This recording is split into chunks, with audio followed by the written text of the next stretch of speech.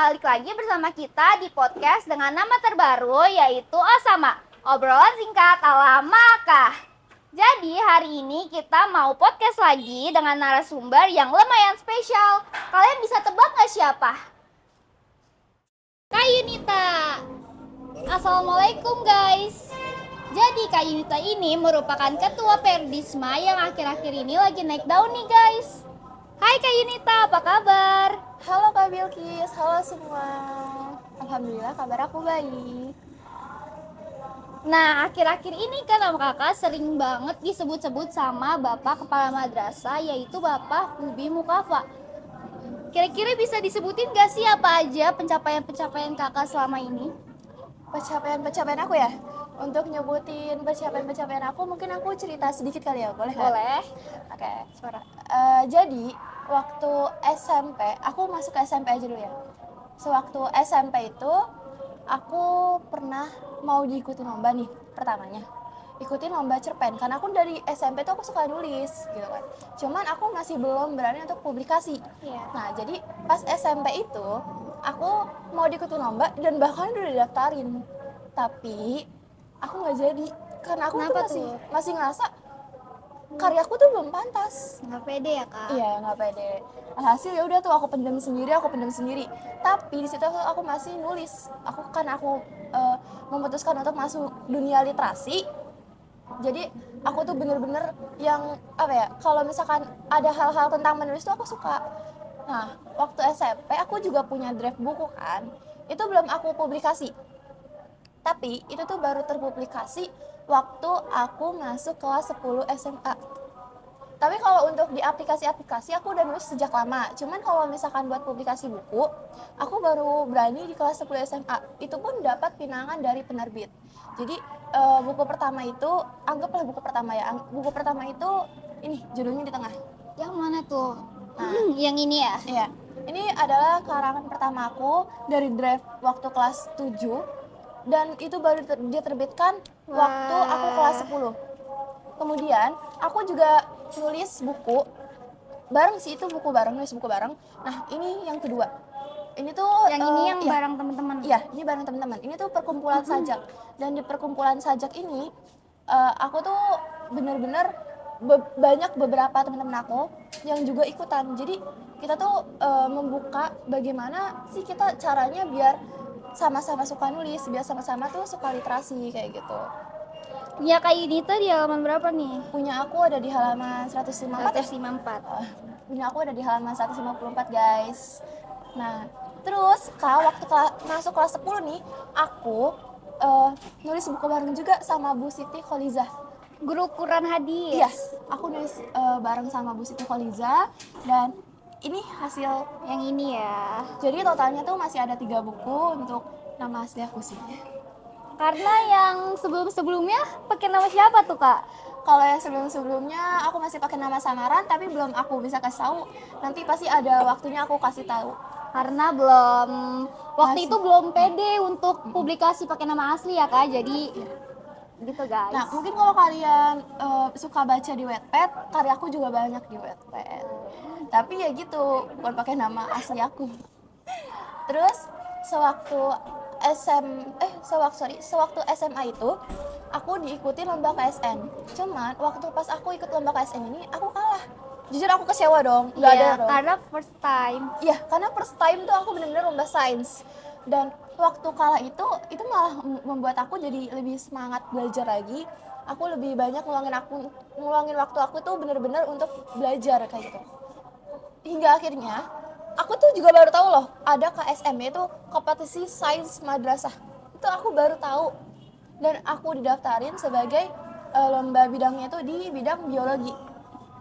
Dan alhamdulillahnya yang gak aku sangka-sangka adalah aku bisa juara 2. Wah. Itu setingkat Jakarta Utara ya. Dan aku alhamdulillah masuk ke provinsi.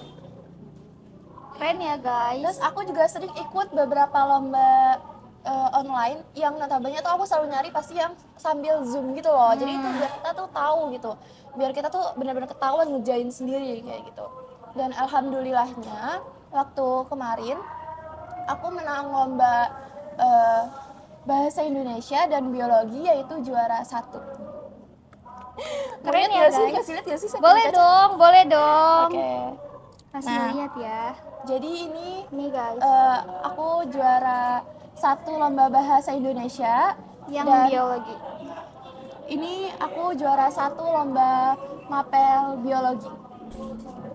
Keren kan guys? Dan alhamdulillahnya di lomba kedua kemarin yang sempat aku masuk final. Ya. Nah, doain ya, ini pengumumannya sekarang nih Amin, sebenarnya. amin. Semoga masuk.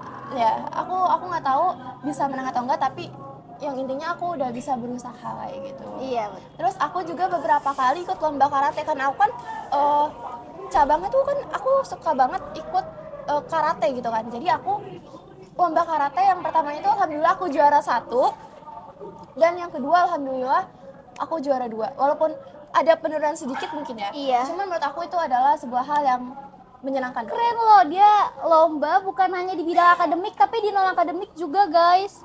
Jadi juga aku pernah menangin lomba cerpen, yaitu lomba 1 tingkat nasional. Wah, keren banget ya Kak Yunita. Jadi bukan cuma ikut lomba di bidang akademik, Kak Yunita juga nguasain lomba-lomba di bidang non akademik.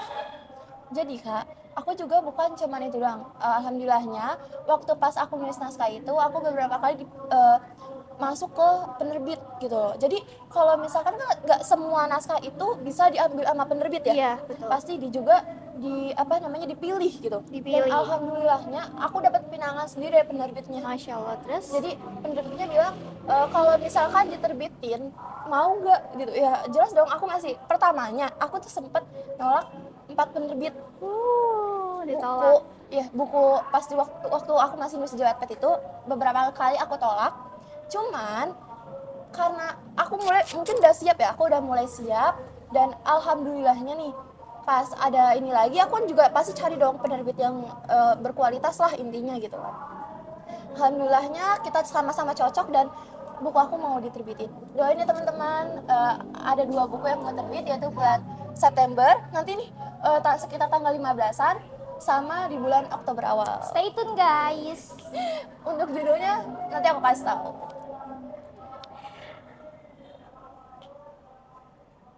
Kira-kira nih Kak, kan prestasi Kakak banyak banget. Gimana sih cara Kakak tuh nyimbangin waktu buat belajar sama buat persiapan lomba-lomba Kak? Kalau untuk mempersiapkan waktu ya, antara waktu belajar dengan waktu untuk aku ikut lomba-lomba.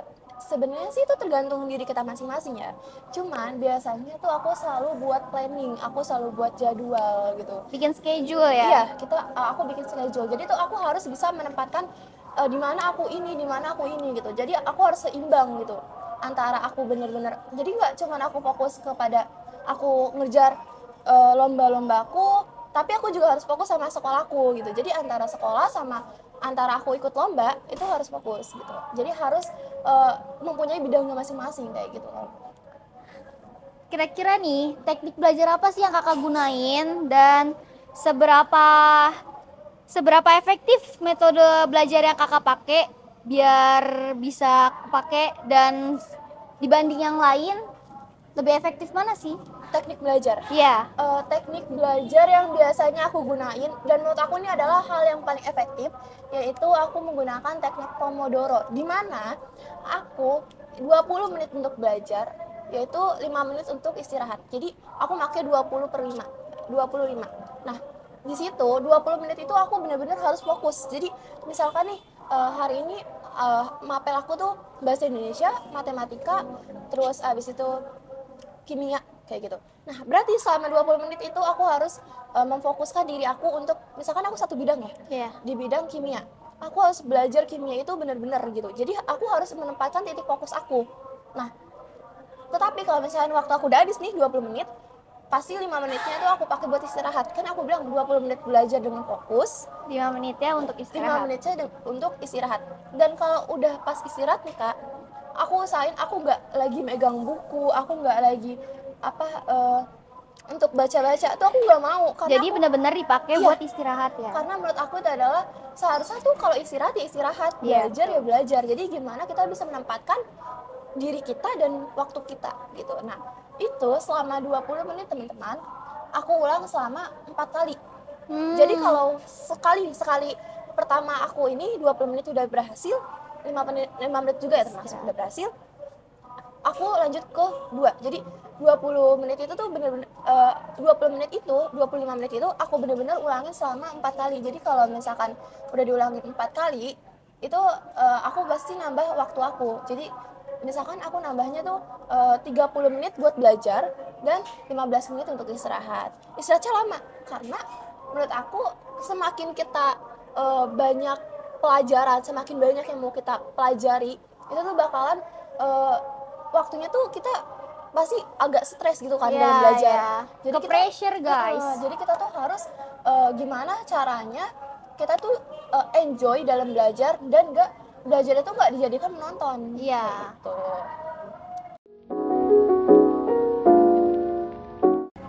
Oh iya kak, apa aja sih yang kakak siapin buat cari bahan materi lomba? Untuk persiapan mencari bahan materi lomba ya. Iya. Biasanya aku banyak-banyak relasi sih sebenarnya. Karena kalau misalkan kita cuman mempelajari dari LKS itu kan kurang valid gitu. Maksud aku bukan nggak benar, tapi kita tuh harus membutuhkan banyak relasi. Kita harus membutuhkan banyak materi kayak gitu. Karena jujur ya, lomba-lomba yang aku ikuti sebelumnya itu tuh materinya tuh nggak ada di kelas yang kita pelajari. Kita pelajarin Iya. sekarang ya. Jadi aku harus belajar mandiri gitu. Aku harus nanya nih ke guru aku harus banyak cari-cari relasi, aku harus banyak latihan-latihan soal kayak gitu. Kan sekarang di Google udah banyak gitu ya kan, Iya. kayak contoh-contoh soal olimpiade kayak gitu. Nah itu biasanya aku pelajarin. Contohnya nih waktu pas muka SM kemarin, oh ya aku kan menang juara lomba 2 KSM. Iya. Pas lomba KSM kemarin itu tuh aku ngerjain soal dari soal-soal yang tahun lalu. Jadi tuh aku bedah sama aku kerjain dulu tanpa aku ngeliat jawabannya terlebih dahulu. Jawaban yang ada udah tertera gitu. Jadi aku benar-benar ngerjain murni dari diri aku. Kalau udah selesai, baru aku nyari nih jawabannya. Kira-kira jawaban aku tuh udah Bener-bener atau apa belum? Iya kayak gitu. Kayak gitu sih. Jadi tuh sebelum kita lomba pastiin kita tuh banyak-banyak cari relasi, kita banyak-banyak ngerjain soal, banyak-banyak cari inilah pengetahuan tambahan gitu. Karena ya nggak semuanya materi olimpiade itu bakalan dipelajarin pas waktu kita lagi di sekolah kayak gitu teman-teman. Sama halnya tuh kayak kita kalau belajar biasa gitu, ibaratnya Iya. kalau kita belajar pengetahuan umumnya aja nih, kita juga sebenarnya harus banyak-banyak cari relasi kak. Karena kalau misalkan kita cuma ngandelin LKS, itu kan ya aku bilang tadi kurang valid gitu ya. Iya betul. Kita kurang komplit di situnya. Jadi kita harus bisa mencari banyak relasi, mencari banyak pengetahuan kayak gitu. Jadi kalau misalkan kita cuman di situ-situ aja, ya kita cuma dapatnya itu aja. Iya kayak betul gitu. betul. Apa sih kak kesulitan terbesar kakak yang pernah kakak alamin saat lomba, atau kayak lupa atau yang lainnya gimana tuh kak? Nah ini menurut aku adalah pertanyaan yang menarik ya. Karena biasanya tuh lomba itu kan pasti kita sebelumnya tuh belajar gitu kan kak. Nah kadang itu tuh masih belum ada yang belajar, udah masuk nih, tapi masih ada yang belum nyerap bener-bener ke otak. Iya betul. Jadi tuh masih ada yang lupa kayak gitu tuh. Bener banget, aku biasanya tuh suka lupa sama beberapa materi kayak gitu. Jadi tuh pas ngerjain tuh aku kayak, ya Allah, ini tuh udah aku pelajarin kayak gitu. Terus ada juga kayak misalkan nih, yang paling aku agak gimana ya, membuat aku sulit.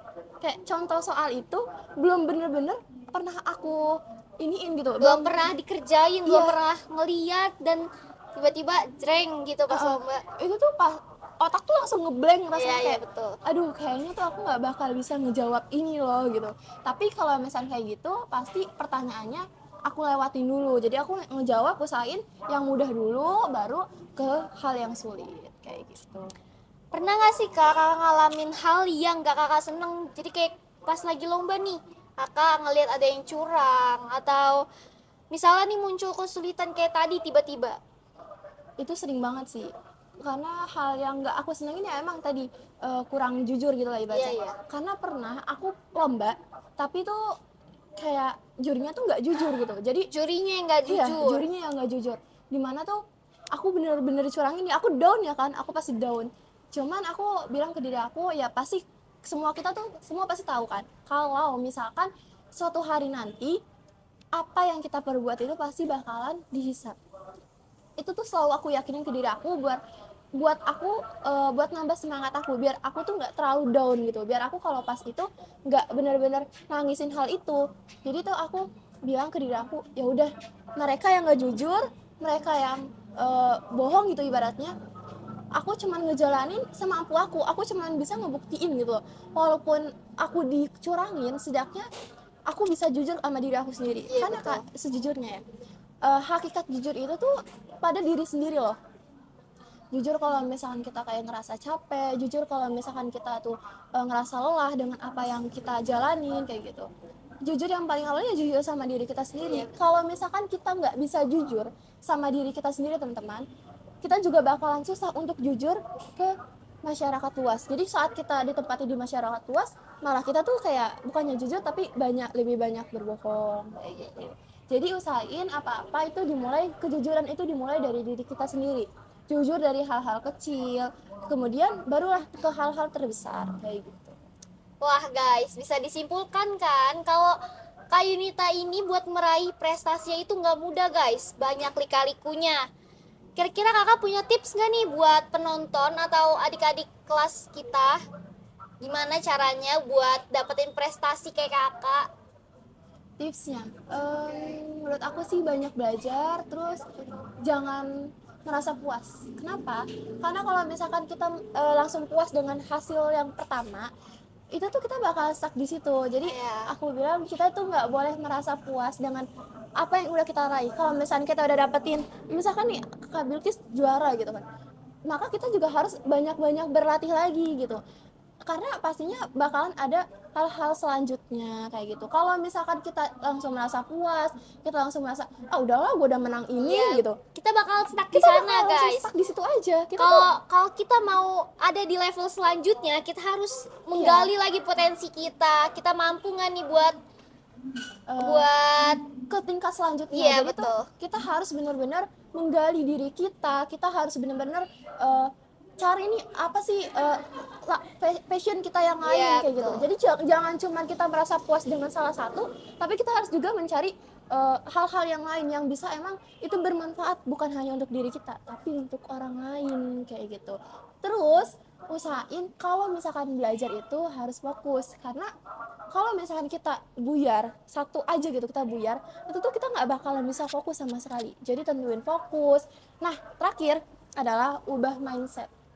Kalau kalian mikir orang yang bodoh akan selalu bodoh, itu kalian salah. Karena nggak selamanya bodoh itu tetap bodoh. Maksud aku, kalau kita mau berusaha, itu tuh pasti bakalan bisa. Kalau misalkan cuman ngomong doang, itu tuh emang nggak bakalan nyampe. Kayak Kalau misalkan nggak ada actionnya nggak bakal bisa kalau misalkan guys. kita nggak ada action, itu nggak bakalan bisa. Contohnya, ada orang yang pengennya masuk UGM. Masuk UGM pasti kita tahu dong, nggak mudah ya kan Nggak buat mudah masuk dong. kampus gitu. Kampus impian, Iya, kampus apa? kampus Jangan nggak bercanda. Sorry guys. Nah, untuk masuk kampus itu kan nggak mudah. Apapun kampus salah ibaratnya gitu, nggak hanya UGM. Tapi dia cuma ngomong, saya pengen masuk kampus itu. mau kampus ini, mau kampus Itu. Tapi nggak ada action yang nggak dia ada usahanya. jalanin. Dia cuma stuck di situ. Dia nggak mempelajari, terus dia nggak ngeluangin waktu dia lah buat intinya buat berusaha, tapi dia cuma ngomong doang. Ibaratnya kan kalau misalnya kita usaha tanpa berdoa itu bohong ya. Iya. Dan kalau misalnya kita cuma berdoa tanpa usaha juga percuma kayak gitu.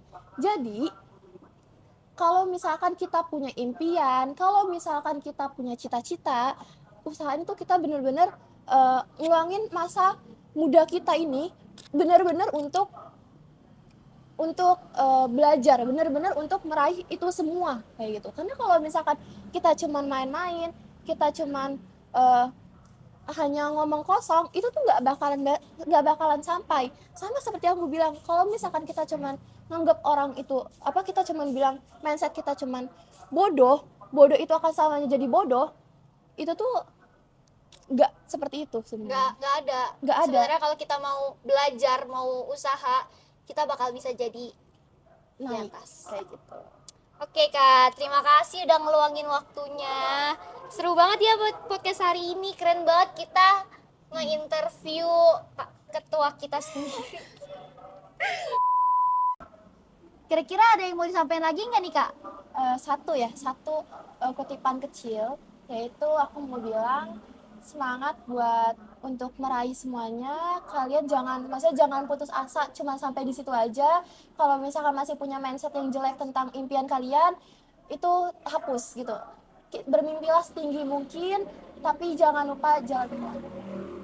Oke guys, cukup segitu ya podcast kali ini. Jangan lupa klik tombol like, comment, and subscribe. Dan jangan lupa juga follow akun Instagram kita, Ferdisma_official. Bye-bye, sampai jumpa di Osama berikutnya.